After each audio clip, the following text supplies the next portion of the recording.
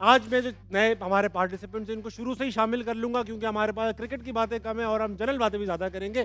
अस्सलाम वालेकुम। वालेकुम सलाम। क्या नाम है आपका? अलीना सैयद। अलीना, क्या करती हैं आप?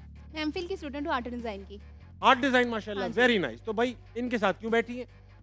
मैं इनके साथ इसलिए बैठी हूँ कि मेरे नज़र में मतलब इनका नाम ना मुझे कभी भूलता नहीं है, क्यों? सच्ची में पता नहीं क्यों इनका नाम नहीं भूलता आप? क्योंकि शायद देखा इतना है छोटे होते से अब बड़ी हो गई हूँ। इतना देखा है? वो भी 10-10 साल तो क्या कर रही है? 10-10 साल मैं बहुत तो बड़ा खेले लगूंगा फिर। इनका क्या नाम है? फवाद आलम। मेरा नाम क्या है? आपका नाम ताबिश हाशमी। आपको तो मेरा नाम भी याद है। नहीं, आपका तो इसलिए याद है, अब शो में आपके आए तो कैसे भूल ये सकती बात हूँ? भी है, ये बात भी है। वेलकम टू हंसना बनाए हारना बनाए, सॉरी। अस्सलाम वालेकुम जनाब, वालेकुम अस्सलाम। आपने क्या नाम रखा हुआ है? शाहिद नुमान कहते हैं। शाहिद भाई, आप शाहिद नुमान कहते हैं आप? जी सर। Very nice. क्या करते हैं आप जी शाहिद? सर, मैं टीचर हूँ, क्या पढ़ाते हैं सर? केमिस्ट्री पढ़ाता हूँ सर। केमिस्ट्री पढ़ाते हैं। जी भाई सर। अजीका डैनियल के साथ ही क्यों बैठना पसंद किया?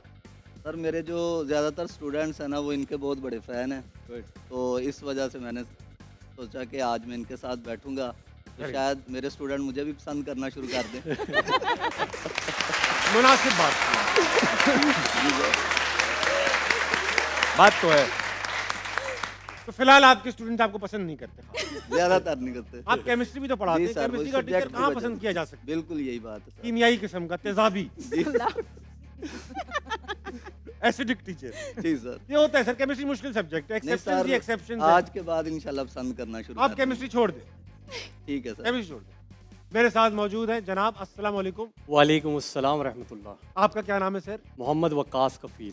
क्या नाम है सर? मोहम्मद वक्कास कफ़ील। वकास कफील। कफील भाई, आप ये बताइए क्या करते हैं आप?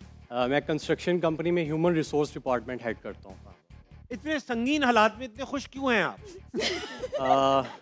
क्योंकि हालात परेशानियाँ हालात से नहीं ख्यालात से पैदा होती हैं, तो आपके हाँ। ख्यालात पॉजिटिव होने चाहिए। गहरी बात, बहुत गहरी। अच्छा, जिनके ख्यालात अब पाकिस्तान भर में मशहूर हो रहे हैं, फैल रहे जी, हैं, जनाब अहमद शहजाद, इनके साथ ही क्यों बैठना पसंद? पहले नंबर पे तो ये माशाल्लाह एक बहुत अच्छे और नफीस इंसान है, और दूसरे नंबर पे स्पोर्ट्समैन है। मैं खुद भी क्रिकेट बहुत शौक से खेलता भी हूँ, देखता ठीक है। भी हूँ, और माशाल्लाह से इनका जो एनालिसिस है वो बहुत स्ट्रॉन्ग है। ये किसी भी करंट एरा की क्रिकेट के अंदर कोई भी पॉइंट आउट करके बात बताते हैं, बहुत रेलिवेंट बात करते हैं, और वो हमारे कौम हमारे क्रिकेटर्स की बेहतरी के लिए बात करते हैं, तो मुझे वो चीज़ बहुत अच्छी लगती है। बहुत अच्छी बात, वेरी नाइस। वेलकम टू हारना बनाए।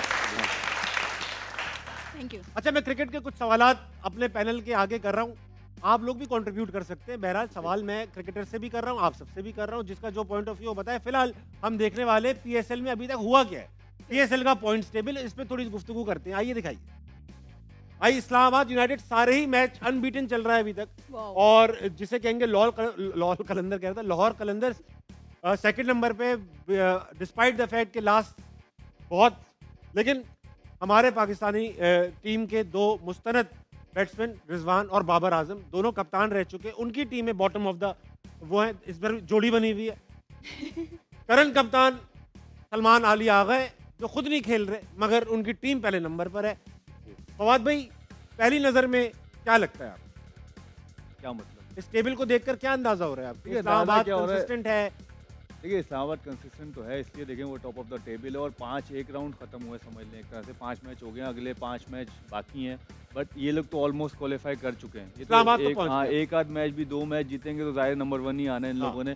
बाकी ये सरप्राइजिंगली कोयटा देखें आप, तीसरे नंबर पे आपको नज़र आ रहा है, क्योंकि जी। कोयटा की जिस तरह की सिचुएशन शुरू हुई थी, पहले मैच के बाद 2 मैच वो जिस तरह हारे थे, लेकिन मेरे ख्याल से इसका क्रेडिट जाता है कराची किंग्स को, जो उन्होंने बूस्ट दिया है, वो जो जीता हुआ मैच माशाल्लाह खुद दे लेके दिया। प्लेट सजा के वापस उनके हाथ में रख दिया, तो उसकी वजह से उनको बहुत फ़ायदा हुआ, और कोयटा मतलब 5 में से 3 मैच जीती हुई, उनके लिए ओपन हो गए गेट्स। अगर वो 2-3 इधर अगले 5 में से 3 भी और जीत जाती तो वो भी क्वालिफाई कर जाती है। मुश्किलात जो है मुल्तान के लिए बहुत ज़्यादा है, पेशावर के लिए अभी भी स्टिल है, अगर आप देखें पॉइंट्स जी हाँ, क्योंकि कराची से उनके करीब है। 4, जी बिल्कुल, इनको 4 पॉइंट्स हैं स्टिल अभी। अगर आगे भी 4 मैच जीतते हैं तो वो लोग तकरीबन 12 पॉइंट्स पे पहुंच जाएंगे, लेकिन जहाँ अगर मुल्तान सुल्तान को देखें, अगर वो अगले 4 मैच भी जीतते हैं तो 10 पॉइंट्स ही होंगे उनके, और उनका रन रेट भी देखें -1.562 है, सही तो बात। उनको उसके साथ भी जो है फाइट करनी पड़ेगी। और जहाँ तक रन रेट का सवाल है, वहाँ पर पेशावर और मुल्तान सुल्तान को दुश्वारी करना आएगी पड़ेगी, क्योंकि बड़े उनकी- मार्जिन लेने पड़ेंगे। Exactly. अहमद भाई,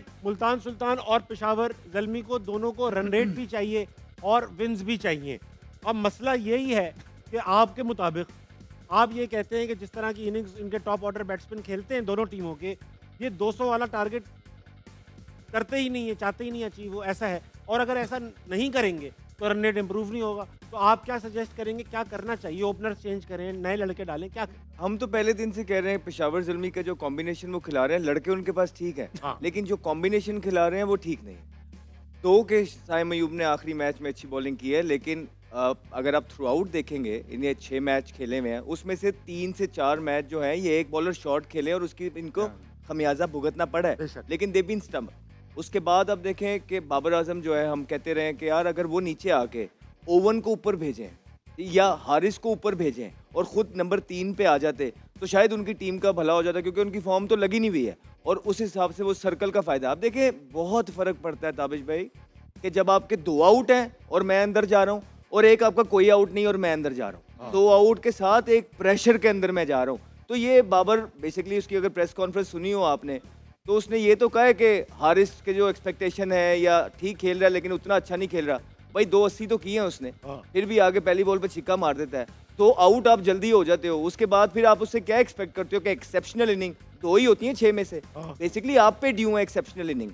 आप तब जाते हैं जब प्रेशर नहीं होता, आप तब जाते हैं जब सर्कल के ओवर होते हैं, आप उस तरह डिलीवर करने नहीं पा रहे हैं। आपने जो 50 भी किया वो इतना कोई फ्लुएंट नहीं किया, जो 46 भी किया वो इतना कोई फ्लुएंट नहीं किया।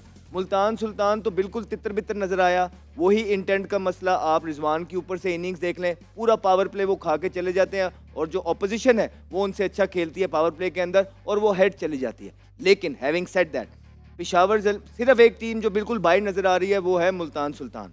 पेशावर ज़ल्मी के पास चांसेस जितना फाद ने कहा मौजूद है, क्योंकि ऊपर वाली टीमें भी देखेंगे ना तो सबने 3-3 मैच जीते हैं 6 में से। अगर 2 टीमें अगले अपने 2-2 मैच अगले हारती है और पेशावर टीम अपने 2 मैच जीती है तो फिर ये पॉइंट्स बिल्कुल ही डिफरेंट नजर आएंगे। जी यहाँ पे अभी हमें देखने में बॉटम पे नजर आ रही है, लेकिन आने वाले 2 मैचेस जो हैं वो काफ़ी चीज़ें तब्दील कर सकता है इस डायग्राम के अंदर। बेहतरीन बात। भाई अजीका ये बताइए, आप दोनों के एनालिसिस सुनती हैं, दोनों के एनालिसिस सुनकर आपको क्या अंदाजा होता है कि इन दोनों के एनालिसिस में फ़र्क है, और अगर फ़र्क है तो क्या बुनियादी फ़र्क? काफ़ी चीज़ों पे तो दोनों अग्री करते हैं, जैसे कि बाबर आजम की परफॉर्मेंस पे जो कि काफ़ी लैक कर रही है ऑब्वियसली, एंड कंसिस्टेंटली लैक कर रहे हैं वो, उस पे तो दोनों मुत्तफिक होते हैं। आई थिंक दोनों के एनालिसिस काफ़ी सिमिलर होते हैं, तो फ़र्क ही नहीं है इनमें, तो इनमें से कोई एक ही रखें फिर अगली बार। नहीं ऐसा भी नहीं है, वो थोड़ा सा टोन डाउन करके एनालिसिस देते हैं, अहमद शहजाद थोड़ा खुल के बोलते हैं। ठीक है। अच्छा अहमद भाई, आपके क्योंकि दोनों से बात करूंगा, क्रिकेटिंग वर्ल्ड में काफ़ी दोस्त यार हैं, इंडिया में भी काफ़ी दोस्त यार हैं, आजकल हम फड्डेबाजी चल रही है, जंगो जदल चल रहा है, तो फवाद भाई ये बताइए कि जो इन हालात में कभी कम्युनिकेशन होती है आपकी पड़ोसी मुल्क के प्लेयर से? पहली बार तो हुआ नहीं, बीच में होती रहती चपकली। हमारी वैसे तो ये अहमद भी होगा, हमारी वैसे इतनी इंटरेक्शन नहीं है, और आजकल के दौर में तो खैर बहुत अरसा हो गया कि नहीं खेले, लेकिन शुरुआत में बहुत होती थी। हम जब खेलने आए शुरू में आए तो जितने भी हमारे पुराने प्लेयर्स थे उनका इंटरेक्शन है। हाँ। और वो जब हम लोग खेलते भी है, मैच भी खेलने ग्राउंड के अंदर, ज़ाहिर है हम अपने अपने मुल्क को रिप्रेजेंट करते हैं, बट जब हम रस्ते से बाहर आते हैं तो हम सब फ्रेंड्स हैं, हम मिलते भी हैं, होटल में भी मिलते हैं, बैठते भी हैं, गपशप भी मारते हैं, इवन खाने पे भी जाते हैं, ये सब गए हैं। हाँ। लेकिन अब का तो जाहिर है कि मैचेस ही नहीं होते आपस में, तो मिलना जुलना बातचीत तो बहुत ही कम है। आपको पता है सिर्फ वर्ल्ड कप वगैरह में मैचेस होते हैं, आईसीसी चैंपियंस ट्रॉफी में मैचेस होते हैं, तो वो रिलेशन मेरे ख्याल से कहीं ना कहीं दूर हो गया। लेकिन अभी भी अगर कोई प्लेयर किसी भी प्लेयर से मिलेगा ना, उनकी रिस्पेक्ट एक दूसरे की वहीं है। हम इन चीज़ों को अपने स्पोर्ट्स में नहीं लेके आते। सही।